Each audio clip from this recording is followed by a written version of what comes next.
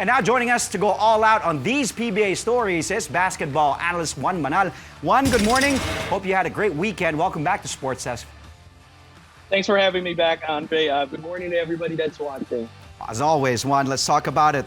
The first games, first weekend. Let's start with the San Miguel Beermen, SMB. They were already up by 11 early on. What happened? What did you see? And how did Meralco turn things around there? I think even in the interview, Coach Norman Black mentioned that they were indeed caught off guard. They didn't expect that San Miguel would be, as the gate opened, be running and gunning, and of course led by Terence Romeo. The younger guys took the lead for San Miguel with CJ Perez and Motao too at the helm. And Meralco just, got their composure back in the second quarter rather, and they were able to play good defense and eventually turn the tide. Very unfortunate for San Miguel losing a key player in that game, but nonetheless, credit goes to Meralco. Their in-game adjustment was superb. Just having again a deeper bench that they did show in that ball game with Alvin Pasaol and the rest of the guys contributing. Well, hindi natin napag-usapan when we did the preview with Mark Pingris yung Meralco, di ba, last week. But obviously, That's Meralco right. is just really showing off in this opening weekend. They're under everybody's radar, actually. 2-0 na sila to start the conference. Gaano ka legit, Juan, yung pagiging title contender or playoff contender nitong Meralco here in the Philippine Cup after going 2-0 in the opening weekend? I think that's our fault, Andre. I don't Your even fault. understand why we did it. Yeah, well, that's true. I don't understand why we didn't mention Meralco when, in fact, they were in the finals in the conference. So That's right. How can you even question the fact that if they're a title contender? They are, because they've proven themselves in the past. They've proven it in a very precarious situation, and they did well. You've got guys emerging, and now I can see that again a number of players, lalo na ngayon, reinforced pa sila with Mac Bello and Alvin Pasaol adding up to that scoring prowess. That's just a different Meralco team now, even better compared to that conference, I would say. Well, alam ko last year nung sa bubble, nakabulag pa nga sila noon yung Meralco. So, they're really a team to watch, especially here in the Philippine Cup. Nabanggit ko nga kanina, Juan, San Miguel's loss spoiled the return of Junmar Fajardo and yung debut din ni CJ Perez. Pag-usapan muna natin si CJ. Unahin natin si Baby Beast. He started for San Miguel. Sinimulan siya ni Coach Leo. He had Chris Ross with him, Marshall Lassiter, Arwin Santos, and Imota Utua. Tingnan natin yung mga nagawa ni CJ Perez. We're gonna take a look at his stats right now. He had 17 points, 7 of 18 from the field. He also grabbed 6 boards in 28 minutes of play. Juan, what is your assessment of CJ Perez in this game? The first time niyang San Miguel, he's surrounded by a lot of offensive weapons. Fit na fit ba siya dito sa San Miguel? Because it's different when you see a guy play for a team that he's the go-to and now he's surrounded by so many weapons. And I think it's hard not to have CJ Perez stand out, And we talked about it, and we felt like itong San Miguel nga is kind of in the transitioning phase, diba? They're preparing now their next core team to be able to take on San Miguel Beermen to the championship. And you've got guys like Chris Ross and Alex taking a little bit of step back and letting these younger guys take over. Terence Romeo started the game hot, and CJ Perez, again, interestingly, did a good job. He actually, because he's so used to playing offense one-on-ones, San Miguel has a lot of that, a lot of one-on-one games that CJ Perez didn't have to adjust much. Even more, if they can control the boards, then he can leak out and run. And so, again, that 17 points, yakang-yaka ni CJ Perez.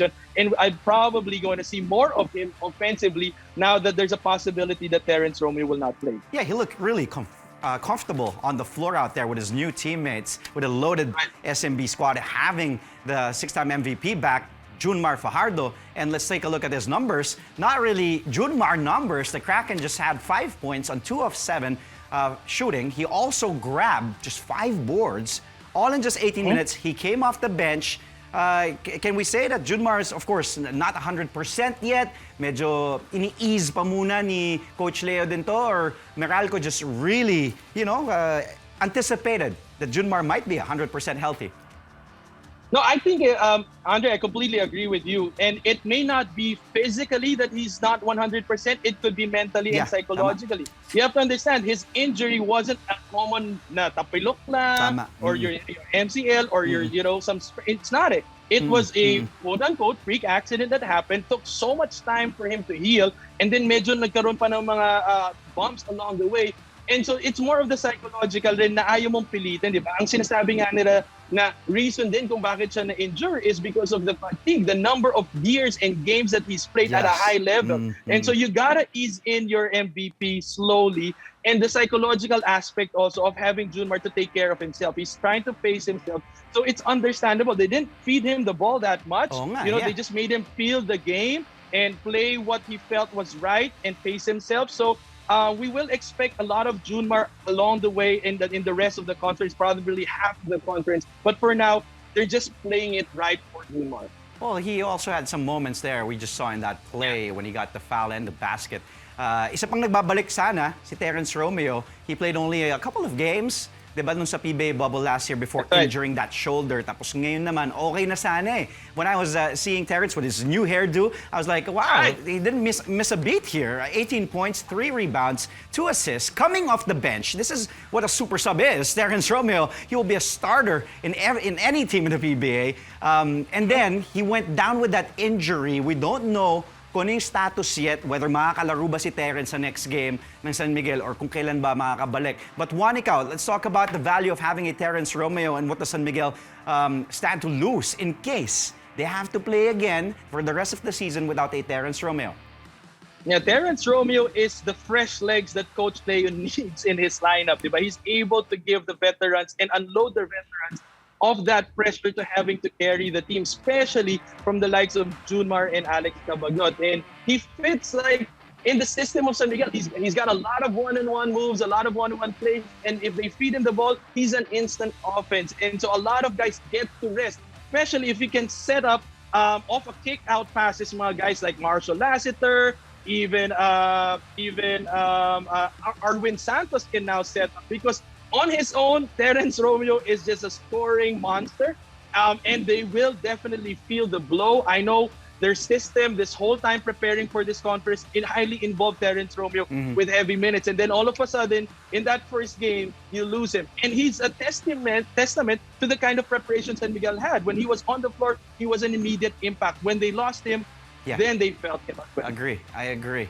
Kung di siguro nawala, yun yung what if kung di siya nawala sa bubble. What could have been for the Bearmen. He looked like Liu Kang of Mortal Kombat, by the way, with that new hair, but works for him. He still had those pull-ups and that crossover and that pull-up J. Juan, diyan ka lang ha, di pa tayo tapos. Stay where you are. Later, we'll talk about Barangay Ginebra as the defending champions bow to NLEX in their first game. But for now, let's take a look. Welcome back to Sports Desk, only here on CNN Philippines. We still have with us today basketball analyst Juan Banal, and we've been talking about the PBA with its opening weekend of the 46th season.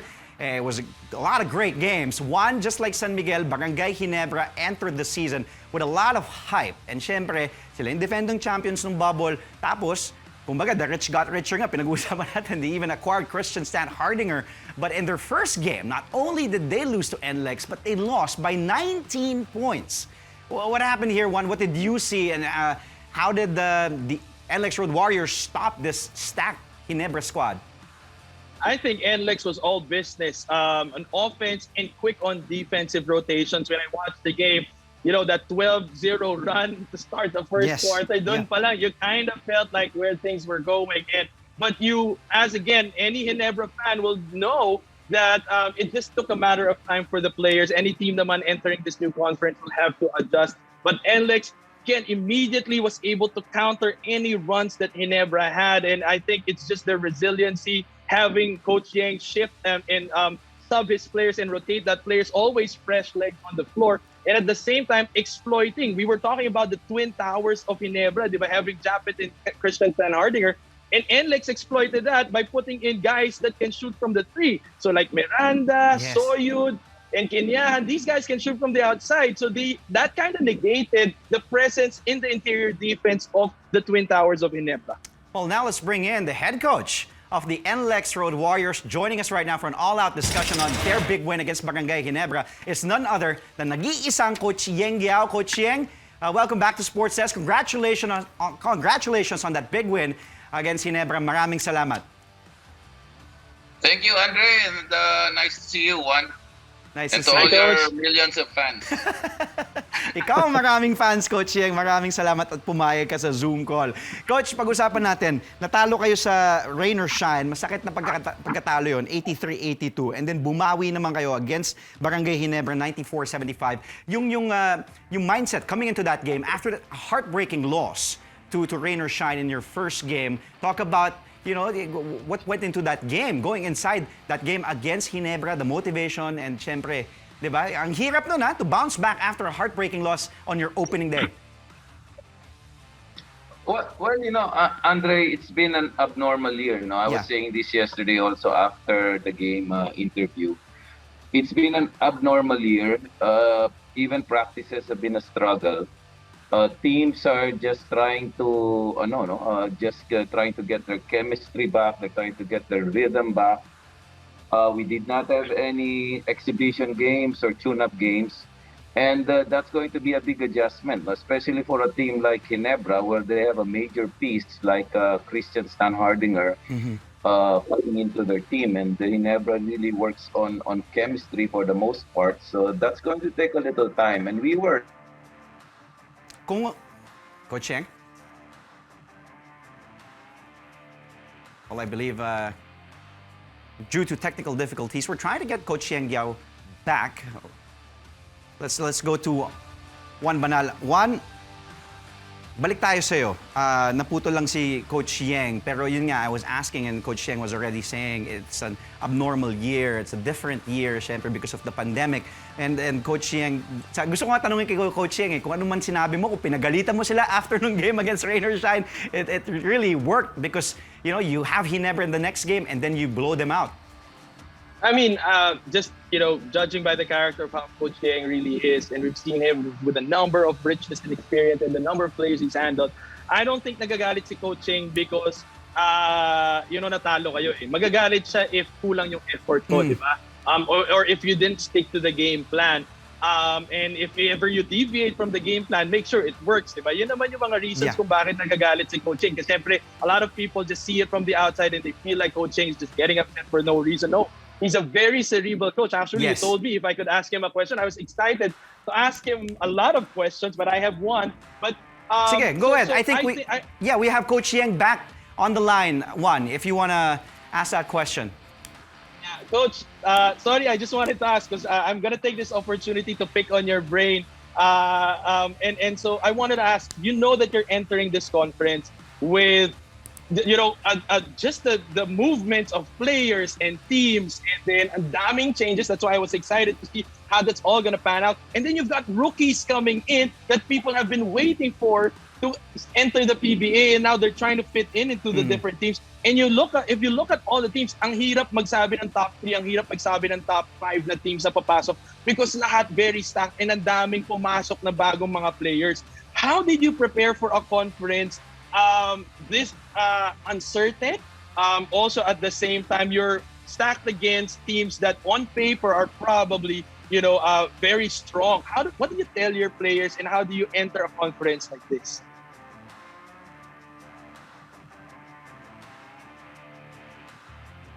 Naka-mute kaya ata, Coach Yeng.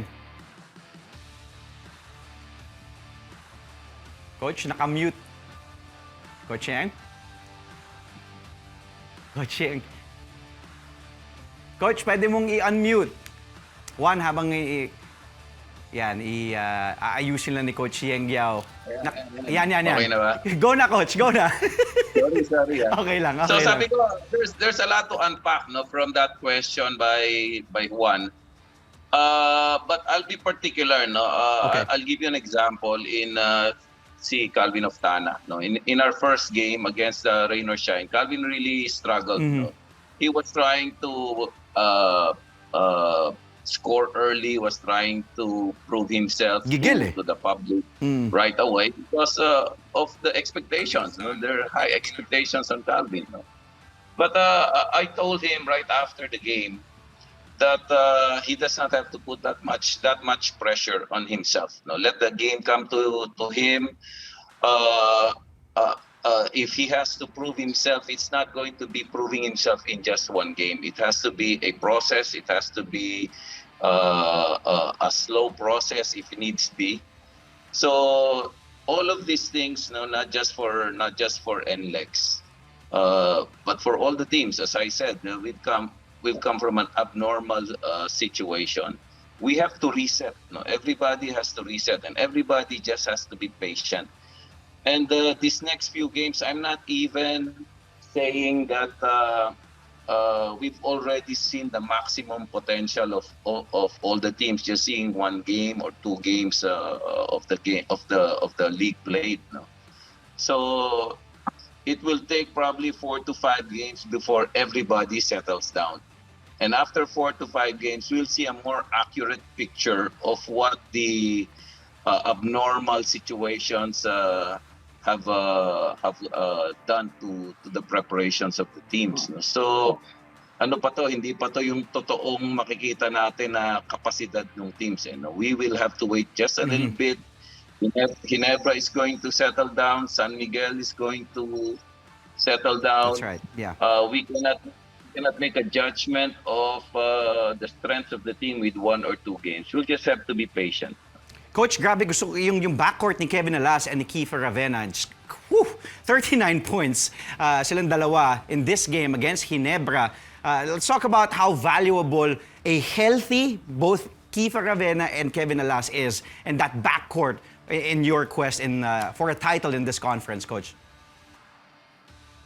I'm really upbeat about Kevin and Kiefer because the way I see them prepare, the way I see them actually play the first 2 games, we're pretty confident that we have a probably a backcourt that can match up with any of the backcourts of all the other teams. Yeah. So nakita natin LA Tenorio and Stanley Pringle, nakakatakot no? Even Scotty, put in Scotty Thompson, nakakatakot talaga yan. But when you know you have a Kevin Alas and then you have a Kiefer there, and then meron ka pang Jericho Cruz, medyo tumataas yung kumpiyansa mo, no? Tumataas din na makakasabay kami dito. Pag nakaharap mo yung San Miguel, nakaharap mo sila Jason, nakaharap mo sila Polly with their other guards na that can make a difference. When I have these 3 people in that small guard position, 1, 2, medyo I tell myself we can keep up with the best of the point guard combinations of all the other teams. I agree, Coach. Grabe. I forgot to mention Jericho Cruz, also solid game last night. And he's been really solid. Coach, eto, alam naman natin na fans are wondering kung matutuloy. Siyempre, I have to ask this question, Coach Yeng. Si Kiefer ba matutuloy sa Japan? What can you tell us about this coach? Kasi yun din yung, di ba, yung worry din ng mga NLEX fans eh. Well, as of now, ang masasabi ko lang, Kiefer and the PBA are trying to iron out things. Nag-uusap sila. At kung ano man pinag-uusapan nila, I'm not privy to that. Okay. Management also is talking to Kiefer, and they're coordinating with the board. So I think things are going to be threshed out. Things are going to settle down, and there's going to be a happy compromise at the end of the day. But I just don't know what it is. No, and in fairness to Kiefer, he's been trying to keep that behind and trying to focus on the game. There are no distractions in terms of the team, in terms of our preparation. He goes about his business the usual way. Walang pinagkaiba. Kaya hindi rin kami distracted as a team in our preparations. Sobrang hindi. Tinalo yung defending champions in blowout fashion. Coach, maraming salamat ulit. And also, thank you for responding to my messages. Thank you for taking the call. Mabuhay ka, Coach. Congratulations sa inyo. And good luck for the rest of the conference. Thank you, Coach Yeng. Ingat ka. Thank you, Andre. Thank you. Thank you, Coach. Juan. Again, that was NLEX Road Warriors head coach Yeng Guiao. Back, thank you for joining us here on Sports Desk, only on CNN Philippines. We still have with us basketball analyst Juan Banal. Juan, before we continue our conversation, alamin muna natin, ang sagot sa ating quiz question of the day. Again, the question I asked was, Barangay Ginebra's Mark Guiao is one of only 3 players who have played at least 17 PBA seasons with just one franchise. Who are the other 2? Juan, gusto mong humula? Para nakita ko na yung sagot eh. Cheating ka, no cheating. O sige, anong hula mo? Tama ba? Alvin Patrimonio and Harvey Carey? Nax. Parang galing, ang galing ah.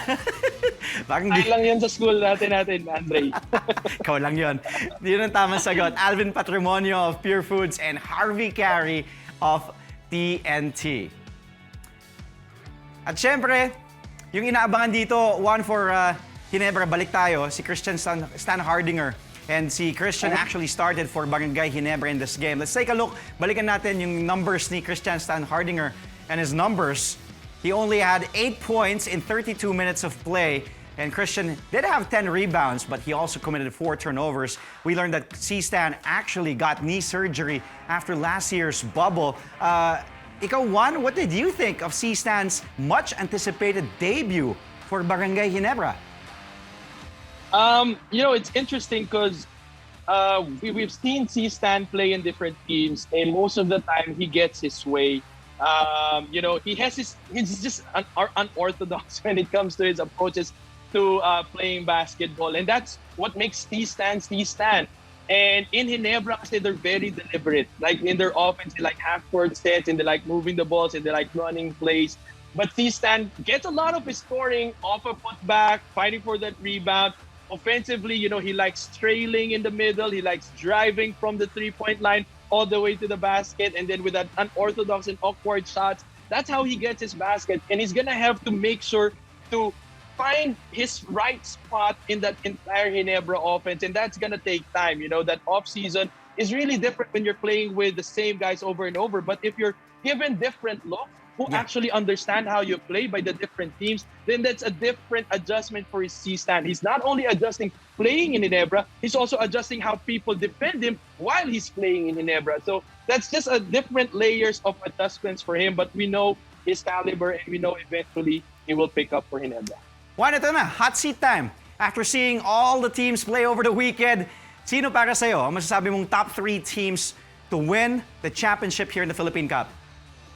I'll have to answer correctly, but it's really tough. I'm going to go with a more scientific approach on paper. So obviously on paper, the really stacked teams will be the top 3. Diba? You've got Ginebra, San Miguel. You've got San Miguel, and probably even TNT will be there. Diba? But you have a lot of dark horse teams also, and that's very important to mention. Kasi like we mentioned, we talked to Coach Yeng Guiao a while ago. Madami na for so many conferences na people were already anticipating them to be in the Final Four, but they always fall short. Diba? Yeah. At some point, maturity becomes a factor for the young NLEX Road Warriors. But with that kind of lineup, you've got Troliano now in that lineup. You've got Jericho Cruz playing after well in that qualifiers. Iba na yung NLEX na rin, and they're about time to peak. So there are so many teams that you want to mention. But for me, like Meralco, we didn't even mention Meralco. We didn't even mention Magnolia. Ang daming pang teams. And that's why I'm excited for this conference because nagkaroon ng daming movements. And then ngayon, okay, how does it all come into play as we see? But again, on paper, you'll always still have to mention the stacked lineup. Dami pa. Rain or Shine, Phoenix. Basta all the teams actually. Just really. Alaska. Yes, Alaska. Something to look forward to, especially in this conference. Baka natakot ka kay Coach Yeng, kaya sinama mo yung NLEX. But thank you again, Juan. Hindi naman. Sino ba natatakot kay Coach Yeng? Naman lata. Ikaw lang ang hindi natatakot kay Coach Yeng. Maraming salamat sa iyo, Juan. Thank you again for joining us. We'll have you again. That was Basketball Analyst Juan Banal